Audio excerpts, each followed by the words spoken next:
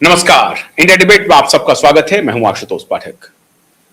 मित्रों, पैसे वाले अपने बाल बच्चों को जो मर्जी चाहें वो करवा लें, कानून को अपने हाथ में ले लें, कानून के साथ खिलवाड़ कर लें, जो कुछ भी उनके साथ बीता हो, पैसे देख करके अगर उन्होंने कोई गलती की है, कानून को अपने हाथ में लिया है तो कोई बात नहीं है। पैसे दे करके कानून खरीद लेंगे, खरीदा जाता रहा है। आज एक जीता जागता सबूत आया है श्रीमान आर्यन खान का। आर्यन खान कौन है? शाहरुख खान के सुपुत्र का। अब मैं आज ये चर्चा क्यों कर रहा हूं? एक ताजा वीडियो सरफेस हुआ है, हालांकि 2 दिन हो गए इस वीडियो को, लेकिन चर्चा में थोड़ा सा विलंब से कर रहा हूं, माफी चाहता हूं, लेकिन अनिवार्य है चर्चा करना।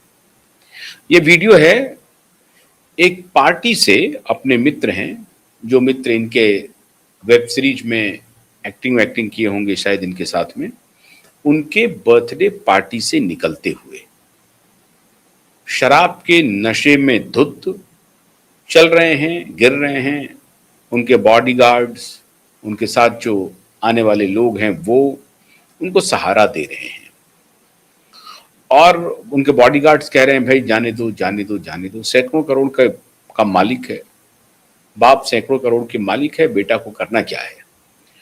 तो नशा करना है। और इनके पिताजी भी बहुत बड़े एकदम से टी टोटलर हैं, ऐसा नहीं है। तो जथा पुत्र जथा पिता तथा पुत्र है ये कहानी।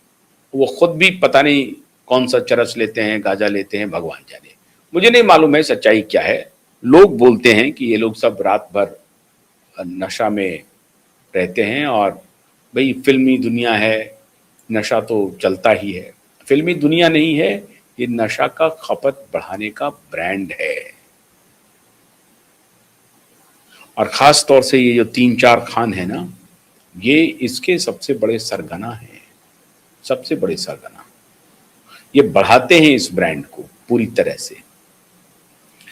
और इनकी कहानी अब देखिए, पूरी दुनिया देख रही है। अब मैं ये चर्चा क्यों कर रहा हूं?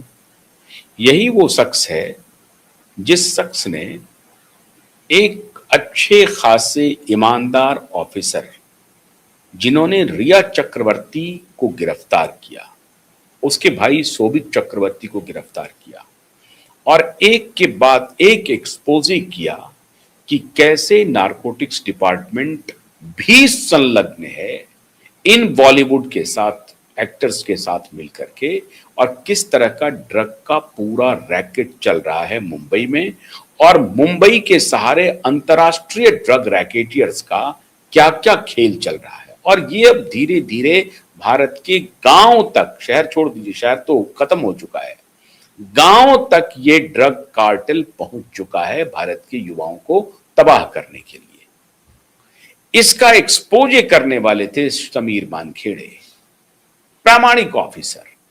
लेकिन समीर मानखेड़े को जिस प्रकार से फंसाया गया, नवाब मलिक के दामाद को जब इन्होंने पकड़ा, गिरफ्तार किया, उस वक्त नवाब मलिक इनके खिलाफ हुए कि ये तो 22,000 का, 25,000 का, 1 लाख का शर्ट पहनता है। समीर मानखेड़े के बारे में बताया, इतना महंगा महंगा शर्ट पहनता है, कहां से पहनता है, कहां कितनी इनकी सैलरी है, ये सब लगाया।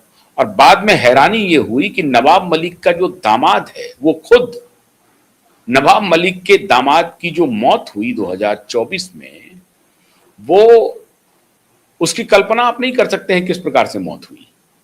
मतलब वो हॉस्पिटल के बाहर आए हैं और वो किसी से मिलने गए थे या खुद इलाज कराने के लिए गए थे, वो अपनी गाड़ी का इंतजार कर रहे थे और ड्राइवर उनका गाड़ी लेके आता है और वो ड्राइवर का गाड़ी पे ड्राइवर बैठा हुआ है, ड्राइवर गाड़ी को चला रहा है और उसका पैर वो ब्रेक पर न लग करके एक्सीलरेटर पे लग जाता है और सामने से नवाब मलिक के दामाद को सामने से दीवार में एक प्रकार से चिपका देता है, गाड़ी सामने से।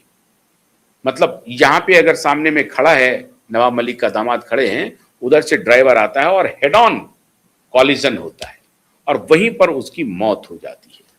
आज तक ये चर्चा का विषय बना हुआ है कि नवाब मलिक के दामाद की असल में मौत हुई कैसे, कहानी क्या थी कि नवाब मलिक का दामाद एक अपनी कंपनी चलाता था, स्टार इवेंट्स करता था, और स्टार इवेंट्स के बहाने उनके ऊपर बहुत गंभीर आरोप था कि वो ड्रग के बड़े कार्टेल में डिनो मौर्या, सूरज पंचोली और इन सब के साथ शागिर्द है, जिसमें आदित्य ठाकरे का भी नाम है, जिसमें आदित्य ठाकरे का भी नाम है, रिया चक्रवर्ती का नाम है, शोभित चक्रवर्ती का नाम है। ये सभी ड्रग कार्टेल के बड़े हिस्से थे। इसको एक्सपोज कर रहे थे माननीय समीर मानखेड़े, और 2020 से ही कर रहे थे। लेकिन जैसे जैसे समीर मानखेड़े ड्रग कार्टेल के नजदीक पहुंचते जा रहे थे, उनके सरगना के पास पहुंचते जा रहे थे, सरगना को एक्सपोज करते जा रहे थे, वैसे वैसे समीर मानखेड़े के ऊपर दबाव पड़ता जा रहा था कि कैसे समीर मानखेड़े को वहां से हटाया जाए।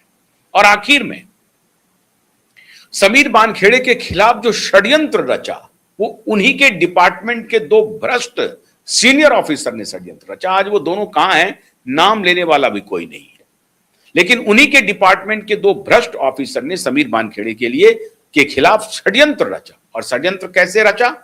एक तो नवाब मलिक के दामाद की चर्चा हो रही थी, सौभिक चक्रवर्ती और रिया चक्रवर्ती का तो नाम था ही था, बाकी डिनो मौर्या, आदित्य पंचोली, आदित्य ठाकरे, सूरज पंचोली वगैरह का।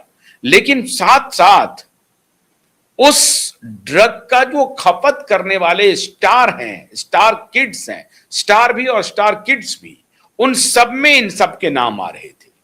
अनिल कपूर की बेटी का नाम आया था, आपको याद होगा, करीना कपूर का नाम आ रहा था, करिश्मा कपूर का नाम आ रहा था, एक के बाद एक बड़े बड़े स्टार्स उसमें फंसते जा रहे थे। और ये बजाबता अनिल उस वक्त जो गृह मंत्री थे, वो वहां के पुलिस कमिश्नर को बोल रहा था कि ड्रग कार्टेल को पकड़ पकड़ कर लाओ, उससे पैसे की तस्वीर करनी है। उस पर आरोप लगा था, वो जेल भी गए थे, तत्कालीन गृह मंत्री महाराष्ट्र के, वो जेल भी गए थे। उनके ऊपर एक गंभीर आरोप लगा था, बाद में वो आरोप की पुष्टि हुई नहीं हुई भगवान जाने, लेकिन इस आरोप में वो जेल भी गए। तो उनके ऊपर ये आरोप था कि वो पुलिस को कह रहे हैं, नारकोटिक्स डिपार्टमेंट को कह रहे हैं कि इनको पकड़ो और पकड़ के उनसे पैसे तसीलो।